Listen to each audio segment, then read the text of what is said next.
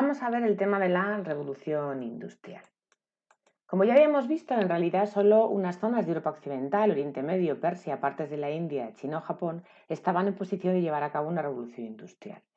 La mayoría eran civilizaciones agrarias que partían con una serie de ventajas: una agricultura productiva, manufacturas diversificadas y recursos culturales e institucionales necesarios para el crecimiento económico.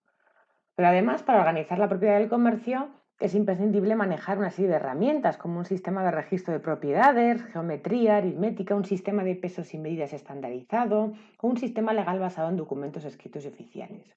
Elementos que son necesarios para poder comerciar, para el desarrollo del conocimiento, las matemáticas, la ciencia y desde luego para inventar y difundir la tecnología. Son sin duda una serie de precondiciones importantes que no estaban presentes en otras regiones del globo. Lo primero es ver exactamente qué significa revolución industrial. El término revolución implica en principio un cambio profundo y drástico. La historiografía tradicional ha explicado este proceso como un proceso de crecimiento rápido provocado por una ruptura con el pasado. Sin embargo, hoy prevalecen las concepciones sobre la revolución industrial que priman la continuidad sobre la ruptura. Lo que se ha aceptado siempre es que todos estos cambios afectaron no solo al conjunto de la economía, sino que alcanzaron a la tecnología, la estructura social, la población, las instituciones, entre ellas el Estado, la cultura o la vida cotidiana. Lo que caracteriza sin duda la revolución industrial es la dualidad, ya que el advenimiento de todos estos cambios no implicaron necesariamente que desapareciesen de la noche a la mañana las actividades tradicionales. De hecho, convivieron y conviven diferentes formas de producción en las economías. La relevancia de la industrialización es tal, sin embargo, que hoy día seguimos hablando de un mundo preindustrial, un mundo industrializado o un mundo postindustrial. Pero el gran cambio va a ser ahora, efectivamente, que este crecimiento económico va a ser sostenido en el tiempo. La tasa de crecimiento en 3.760 fue de 1% anual, relativamente bajo si se compara con las tasas del PIB que hemos visto a lo largo del siglo XX y XXI. Pero como hemos dicho, este crecimiento fue ahora sostenido en el tiempo, ya que la frontera tecnológica no dejó de extenderse al tratar todos los países de alcanzar al líder, en este caso Inglaterra. Eso hizo que el sistema se fuese progresivamente retroalimentando.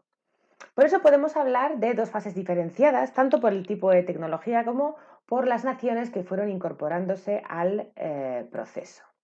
Dos etapas, como hemos dicho, marcadas cronológicamente por cambios tecnológicos importantes. De ahí que hablemos de primera revolución tecnológica y segunda revolución tecnológica.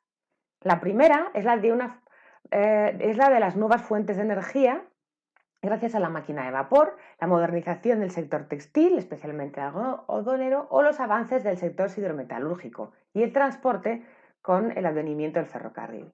¿Cuándo comienza esta etapa? Pues aproximadamente abarca un siglo, entre 1750-60 y 1850-70.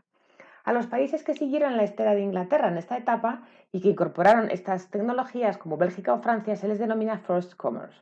Sin embargo, aquellas que consolidan su proceso de industrialización entre 1870 y, dependiendo del manual, veréis que hasta 1970, se les denomina Later Commerce y tendieron a incorporar las tecnologías desarrolladas en el último tercio del siglo XIX, vinculadas a la electricidad, el gas, el petróleo, la industria química o los nuevos sectores como el automovilismo. Bien, la revolución industrial es, por lo tanto, un conjunto interrelacionado de cambios en la organización de la actividad económica, la tecnología y la estructura de la economía, que fueron tanto causa como consecuencia del crecimiento de la población y del crecimiento del producto de la economía.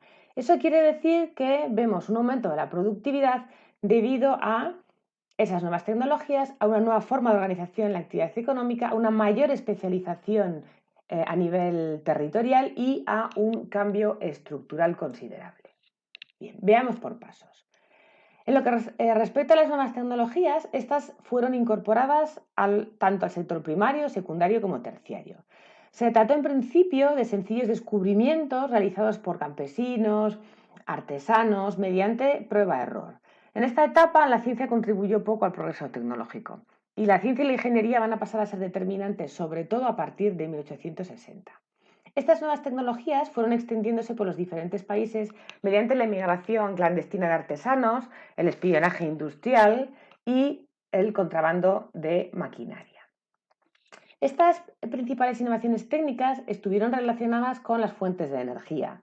Se mejoraron la eficiencia de las anteriores y se consolida una nueva fuente de energía fósil, el carbón mineral, gracias a un nuevo convertidor que va a ser la máquina de vapor. Como resultado, vemos una progresiva sustitución de funciones de producción intensivas en trabajo por otras intensivas en capital, que como resultado a su vez dieron lugar a una organización más eficiente de la producción. Los cambios en la producción implicaron, por lo tanto, la sustitución de esas pequeñas explotaciones agrícolas y talleres artesanales por grandes explotaciones agrarias y fábricas, que ahora sí emplearon mano de obra asalariada.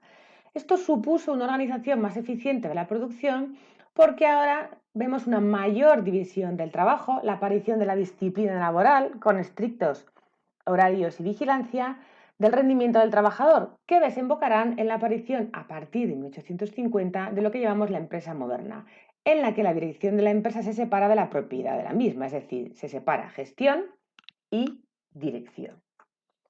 Estos cambios organizativos y técnicos dieron como resultado una mayor especialización regional y el aumento del tamaño de los mercados, que pasaron de locales a regionales, de nacionales a internacionales. La distribución de los factores de producción de forma más eficiente benefició a esta especialización. Cada región, así, aprovechó los factores de producción más abundantes gracias a las mejoras en el transporte y cambios institucionales, que a su vez favorecerían la multiplicación de estos intercambios a través del comercio. Pero tal vez si algo caracteriza el proceso de industrialización es el cambio estructural, que llegará con el trasvase de factores desde el sector primario al secundario y desde ambos al terciario. Si bien es cierto que aunque ya había empezado a producirse este fenómeno en las economías preindustriales, adquirirá magnitudes hasta ahora impensables.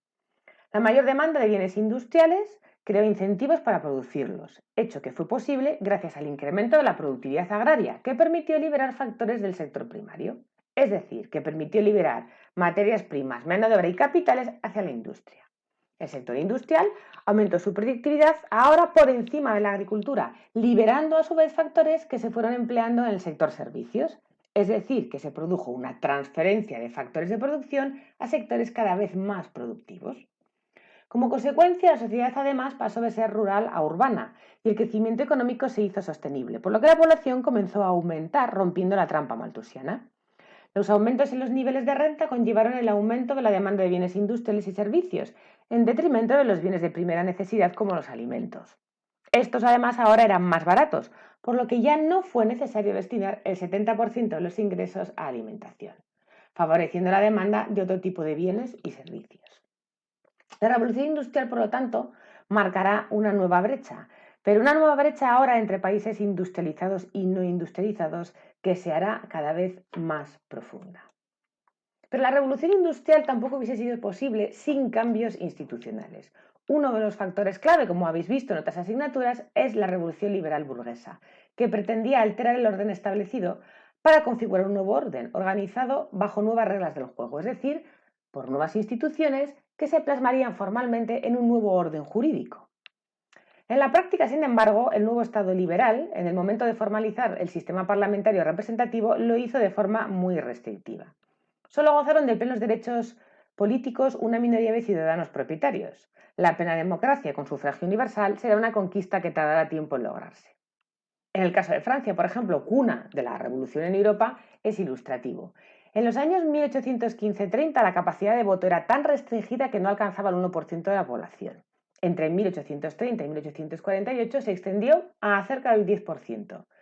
El año 1848 es cuando se logra el sufragio universal masculino. Hasta 1946 no llegará el sufragio universal. En cualquier caso, lo que sí es cierto es que los principios que regirán el nuevo orden se resumen en las conocidas máximas liberales: libertad, igualdad y propiedad, que serán aplicadas a distintas esferas sociales. Los derechos de propiedad serán definidos como individuales y absolutos, dotando a los propietarios individuales de la libre capacidad de disposición sobre la totalidad de los bienes poseídos. El lema "una propiedad, un propietario" compendia de alguna manera este nuevo cambio. Este nuevo Estado liberal se define, por lo tanto, como un Estado mínimo cuya acción debe limitarse a la provisión de bienes públicos, conforme a los principios del liberalismo, por lo cual el gasto público debía ser necesariamente modesto. Además, la doctrina clásica, como sabéis, prescribía el equilibrio presupuestario. aunque la aplicación de estos principios no supuso que los gobiernos se abstuviesen de intervenir en la vida económica o que no llevaran a cabo ninguna formación de acción directa sobre esta. El cambio social fue, por lo tanto, impresionante si lo comparamos con la etapa preindustrial y dio lugar a una sociedad de clases con el advenimiento de nuevos grupos sociales vinculados a la consolidación de este sistema fabril. Los empresarios y los asalariados que competirán ahora por la distribución de la renta, es decir, la puja entre salarios y beneficios que dará lugar a no pocas tensiones, como bien sabemos.